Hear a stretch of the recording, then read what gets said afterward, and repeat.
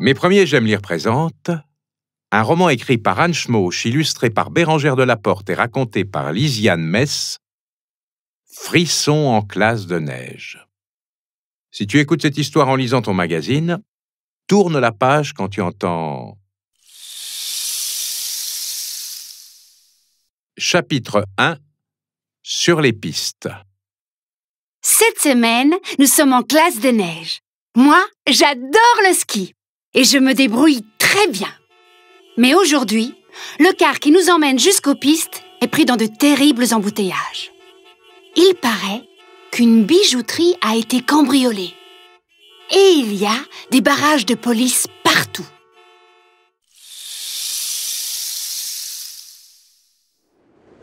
Quand nous montons enfin sur le télésiège, je me retrouve à côté de Victor. Il ne cesse de bougonner. Moi, je préfère la luge. Soudain, j'entends un grand plof. Sur le télésiège qui est juste devant nous, un monsieur et une dame sont furieux parce qu'ils ont fait tomber quelque chose. Je me penche pour voir ce qu'ils ont perdu, mais Victor pousse de grands cris. « Arrête! Tu fais tanguer le télésiège !» En haut de la piste, le moniteur déclare « Les enfants, le brouillard tombe. C'est la dernière descente. » Je grogne. « Déjà ? On vient juste d'arriver. En plus, elle est toute plate, cette piste. » Quand j'étais sur le télésiège, j'ai aperçu une autre piste, pleine de bosses. Elle passe sous le télésiège, contourne la forêt et débouche sur le chalet de la classe de neige.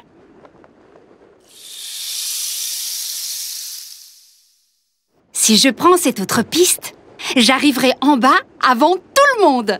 Personne ne se rendra compte de rien. Je sais que je n'ai pas le droit de faire ça. Seulement, c'est plus fort que moi. Pendant que les autres écoutent les conseils du moniteur, je file vers la super descente. Et c'est parti. Tout à coup, j'entends qu'on m'appelle. « Mathilde, où tu vas ?» Je me retourne d'un bond. Quoi ? Victor m'a suivi. Il fonce droit sur moi. Paf ! Victor, la catastrophe à ski, vient de me percuter. Me voilà assise dans la neige. Je crois que je me suis tordu la cheville. Et Victor, lui, a perdu un ski. Chapitre 2 « Un trésor dans la neige ». En me relevant, j'aperçois une mallette à côté de nous, sur la piste. « Qu'est-ce qu'elle fait là, cette mallette ?» demande Victor. « C'est ce que les gens ont laissé tomber du télésiège tout à l'heure. » Je ne peux pas résister. Je l'ouvre. La mallette est pleine de diamants. Ils skient avec leurs bijoux ? S'étonne Victor. Des éclats de voix nous font lever le nez. Les silhouettes du monsieur et de la dame de tout à l'heure apparaissent un peu plus haut dans la montagne. Soudain, je comprends tout. Ce sont eux qui ont cambriolé la bijouterie. Ce sont les voleurs que les policiers recherchent. « Filons !» s'écrie Victor. Il a raison. On ne peut pas rester là. Je laisse derrière moi mes skis et la mallette et je boitille vers la forêt. Victor met de longues minutes à me rejoindre. Je m'impatiente. « Qu'est-ce que tu fabriques ?»« Je n'arrivais pas à enlever mon ski, » grommelle-t-il.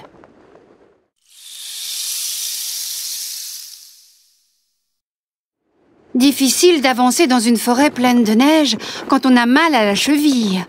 Et Victor m'aide, mais avec le brouillard qui est tombé, on n'y voit rien. Victor jette des coups d'œil inquiets par-dessus son épaule. « Ce sont les diamants qui les intéressent, pas nous !» dis-je pour le rassurer. « On va bientôt arriver au chalet. » Seulement, au bout du sentier, il n'y a pas de chalet. Juste un hangar, au bord d'un couloir d'avalanche. On s'est perdu, se lamente Victor. Moi, j'ai froid. Et je propose, abritons-nous dans le hangar. À l'intérieur, il y a une motoneige, 2 vieux skis et une luge.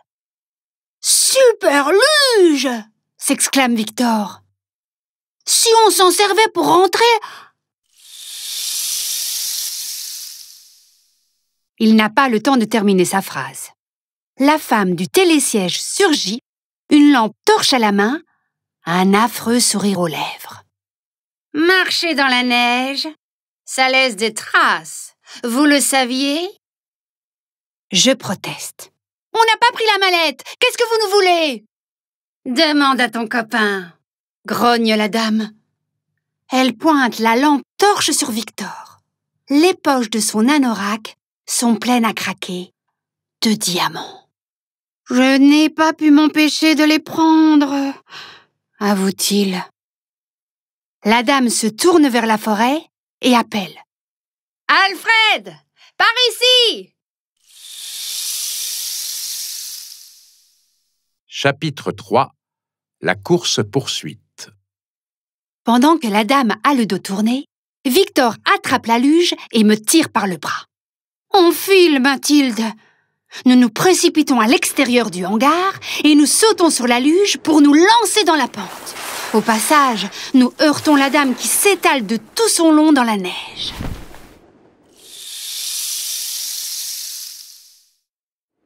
Victor est mauvais skieur, mais très bon pilote de luge. Nous dévalons la pente à toute allure, slalomant entre les sapins.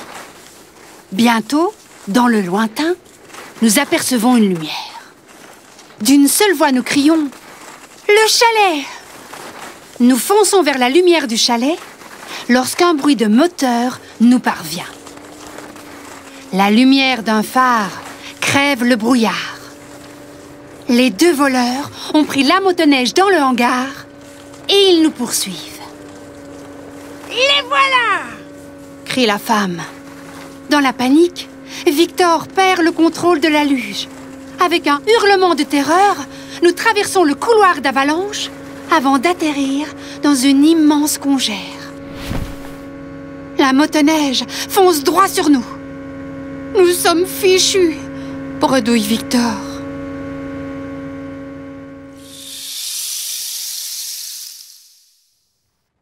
Un terrible grondement retentit alors. Ça vient du haut de la montagne.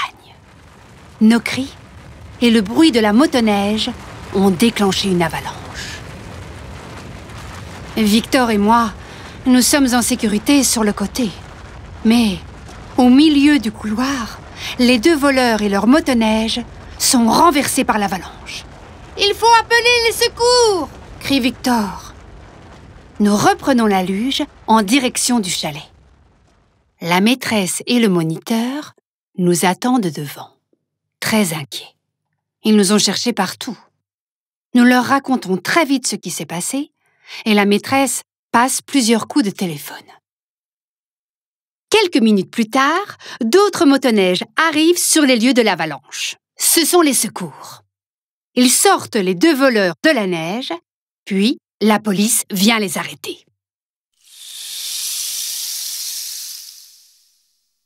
Le soir au chalet, tout le monde est impressionné par nos exploits.